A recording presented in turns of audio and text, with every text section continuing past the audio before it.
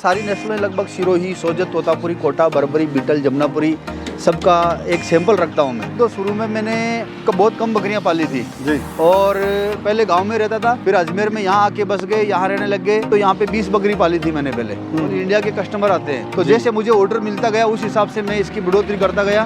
मुनाफे की बात करें तो साल भर में एक पूरा खर्चा निकाल के यहाँ का लगभग एक साल का 10 लाख के करीब का बजट बच जाता है अपने। बिल्कुल सर, बहुत सेटिस्फाइड हूँ काम से। भैया आज हम पहुँचे हुए अजमेर में और यहाँ पर हम सीकर हाईवे पे खड़े हैं और सर का जो फार्म है ये भी हाईवे ऑन द हाईवे ही है। और ये जो फार्म के संचालक हैं ये सरकारी स्कूल के अध्यापक हैं और ये अध्यापक के साथ साथ जो समय बचता है उसमें बकरी पालन करके भी इनकम ले रहे हैं, डबल ये इनकम ले रहे हैं। तो सर से पूरी बात करेंगे। नमस्कार सर। नमस्कार जी, नमस्कार सर। सबसे पहले एक परिचय दें अपना। सर मेरा नाम नौरत राम है और मैं पेशे से सरकारी अध्यापक हूँ, इंग्लिश टीचर हूँ। और ये मेरी मिसेज का फार्म है और मैं स्कूल टाइम के अलावा बाकी समय यहाँ पे देख रेख में देता हूँ। तो सर कैसे आप चला रहे हैं? अध्यापक भी हैं आप और स्कूल में समय देना पड़ता है। सर वैसे मैंने बताया आपको कि मेरी मिसेज का फार्म है जी। और वो देख रेख करते हैं। बाकी स्कूल टाइम के अलावा मैं फ्री टाइम में मैं देख रेख कर लेता हूँ। और वैसे 3-4 आदमी है यहाँ देख रेख करने वाले, वो देख रेख करते रहते हैं। कहाँ पर है, क्या स्थिति है? जी मेरा फार्म किंग गोट फार्म नाम से है और ये अजमेर रेलवे स्टेशन से 8 किलोमीटर के करीब दूरी पर स्थित है, सीकर हाईवे पे। सर फार्म का टूर कराइए सर, एक बार फार्म दिखाइए सर। बहुत ही कम खर्चे में जो है सर ने फार्म अपना बनाया हुआ है, ऑन द रोड ही है फार्म ये। और जैसा आप देख सकते हैं बिल्कुल जो मैं दिखाना चाहूँगा, जो ये टूटे हुए पत्थर हैं, बाउंड्री भी सर ने उसी से कराई हुई है। कोई एक्स्ट्रा खर्चा नहीं है, बस ये इन्होंने 4 दीवारी जो है ये बाउंड्री, तारों की बाउंड्री यहाँ पर करी हुई है। ये आप जैसे देख सकते हैं, मतलब बहुत ही कम खर्चे में। फार्म के बारे में सर थोड़ा बताएं। सर मेरे फार्म पे सारी नस्लें लगभग सिरोही, सोजत, तोतापुरी, कोटा, बर्बरी, बीटल, जमुनापुरी सबका एक सैंपल रखता हूँ मैं जी। और जैसे मुझे ऑर्डर मिलता रहता है उस हिसाब से मैं अरेंज कर देता हूँ। किसानों से सीधा अरेंज कर लेते हैं हम और लाके पार्टी को दे देते हैं। ये सर ब्रीडर है आपका? ब्रीडर है सर, सिरोही नस्ल का। कितने महीने का है सर ये? सर 1.5 साल का है। 1.5 साल का। कितना वजन है सर? सर इसमें 90 kg वजन है। कितने दांत का है ये? 4 दांत का हो गया सर। अगर कीमत की बात करें क्या कीमत होगी सर इसकी? सर इसकी कीमत 30,000 रुपये होगी। 30,000 रुपये का? जी जी सर ये आपका ब्रीडर है फार्म? हाँ जी, हाँ जी। ये सर ये कौन सी ब्रीड है? तोतापुरी ब्रीड है सर ये। अच्छा, तोतापुरी नस्ल का ब्रीडर है। ये कितने महीने का है सर? ये साल भर का हुआ सर, 13-14 महीने का हुआ है। 2 दांत किया अभी। तो सर जैसे आप कितने समय से है आपका फार्म ये? सर मेरा फार्म वैसे 8-10 साल के करीब हो चुकी है इसको। तो कैसा आपको अनुभव है, कैसा आपको सफर है आपका? अगर सफर की बात करें तो सर मैं सफर की बात करूँ तो शुरू में मैंने बहुत कम बकरियां पाली थी जी। और पहले गांव में रहता था, फिर अजमेर में यहाँ आके बस गए, यहाँ रहने लग गए। और पहले स्टार्टिंग में मैंने ये अपनी खुद की ज़मीन है तो यहाँ पे 20 बकरी पाली थी मैंने पहले। तो 20 बकरी पाली तो बाहर वाले अधिकतर आ जाते हैं यहाँ पे, ऑल इंडिया के कस्टमर आते हैं। तो जैसे मुझे ऑर्डर मिलता गया उस हिसाब से मैं इसकी बढ़ोतरी करता गया और धीरे धीरे अब जैसे 500 का ऑर्डर मिल जाए, 400, 200 जितना भी ऑर्डर मिलता है उतना अरेंजमेंट करके मैं दे देता हूँ। लेकिन फार्म पे फिलहाल ये इतने जानवर लगभग 50 के करीब सैंपल रख। मैं देख रहा हूँ सर आपने जो फार्म ये बनाया हुआ है बड़े कम खर्चे में, बड़े जुगाड़ से आपने बनाया हुआ है सर। थोड़ा इसके पीछे मकसद बताएं सर, है क्या मकसद? पैसा बचाना है या इससे काम चल जाता है आपका? सर इससे काम चल जाता है और वैसे इतना खर्चा करने की कोई ज़रूरत नहीं है। मैं सोचता हूँ जैसे जानवर है, बकरी है, तो इनके लिए इतने खर्चे की ज़रूरत नहीं है। आराम से ये रोड पे दिखता भी रहता है और कस्टमर को भी दिख जाता है।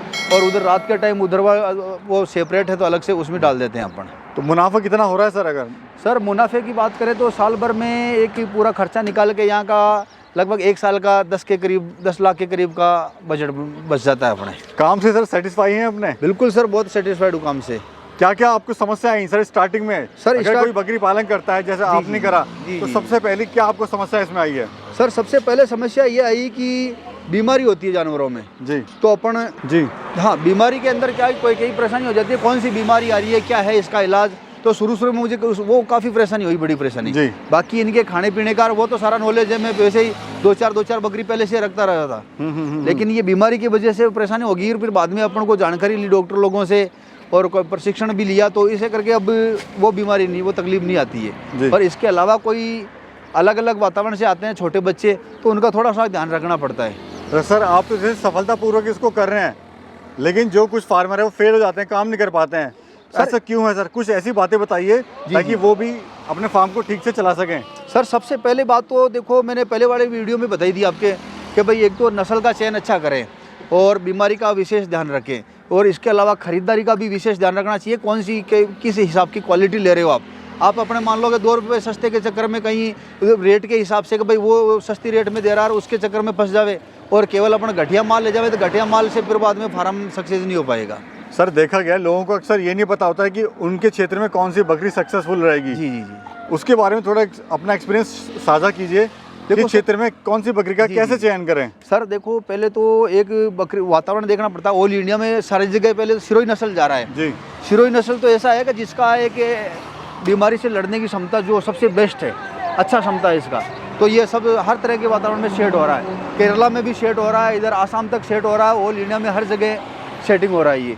इसके अलावा दूसरी नस्लें जो है वो अलग अलग वातावरण के हिसाब से सेट होती है। जैसे पंजाबी बीटल को लेवे अपन, तो पंजाबी बीटल के लिए हमेशा हरा चारा अवेलेबल होता है उसके लिए, और ठंडा वातावरण रहता है, मीठा पानी रहता है। अगर वैसी कंडीशन मिल जावे तो वहाँ सूट होती है, बाकी हर जगह वो सेट नहीं हो पाती है। अगर कोई भाई 10 बकरियों से स्टार्ट करना चाहता है जी, तो क्या उस तरह से मुनाफा ले सकता है और क्या उसको खर्चा आएगा?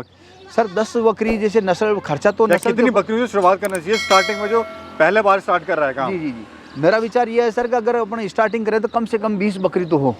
20 बकरी और 2 ब्रीडर रख लें। बाई चांस मान लो एक ब्रीडर किंतु परंतु हो जाए तो भी एक ब्रीडर एक्स्ट्रा रहे जी।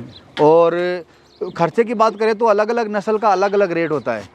तो जैसी नस्ल, जैसे मान लो अपन सिरोही नस्ल की लेवे बकरियाँ, अच्छी क्वालिटी की बकरियाँ लेवे, तो उसको 2-2.5 लाख रुपए करीब 10 बकरी पे खर्चा, 10 बकरी एक बकरी पे, यानी कि लगभग 4-5 लाख रुपए करीब 20 बकरी अच्छी क्वालिटी की लेवे तो इतना खर्चा हो जाता है उसको। 2 ब्रीडर भी लेवे, 20 बकरी भी लेवे, तो पूरा खर्चा मिला के 4-5। क्या वो मुनाफा ले लेगा सर इससे? सर मुनाफे की बात करते हैं तो स्टार्टिंग में देखो जो प्रोडक्शन होता है, वैसे साल में 2 बार बच्चा देती है ये।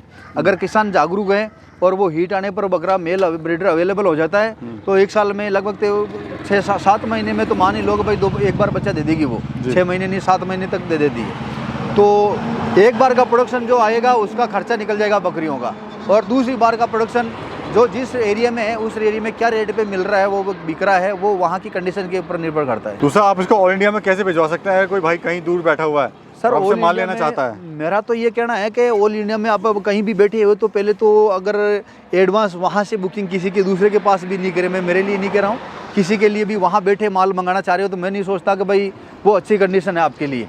आप खुद आइए यहाँ पे, माल देखिए और उस हिसाब के विश्वास देख के टोकन दीजिए यहाँ के भाई ऐसा माल चाहिए, और यहाँ से माल सेलेक्ट करके ही ले जाइए। तो सर ट्रेनिंग वगैरह इसमें लेनी चाहिए क्या सर?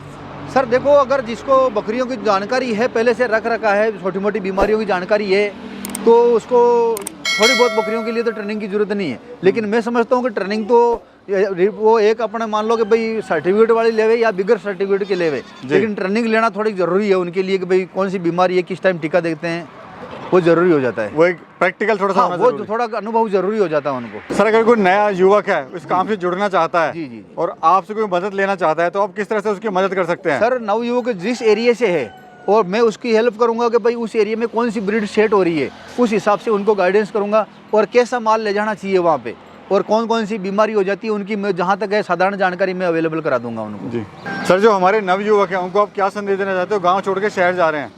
सर मेरा ये कहना है कि भाई नवयुवक है जो गांव छोड़ के शहर जा रहे हैं और शहर में प्रदूषण वगैरह या फिर भागदौड़ की ज़िंदगी, कम पैसा मिलना, तो मेरा ये कहना है कि भाई अगर आप गांव में रहें और गांव में अगर कृषि पालन या अपनी खेतीबाड़ी के साथ साथ पशुपालन भी करें तो वो बहुत अच्छा मुनाफा इस बकरी पालन से कमा सकते हैं। धन्यवाद सर, आपने बड़ी महत्वपूर्ण जानकारी दी। धन्यवाद सर। धन्यवाद सर। ओके, धन्यवाद सर।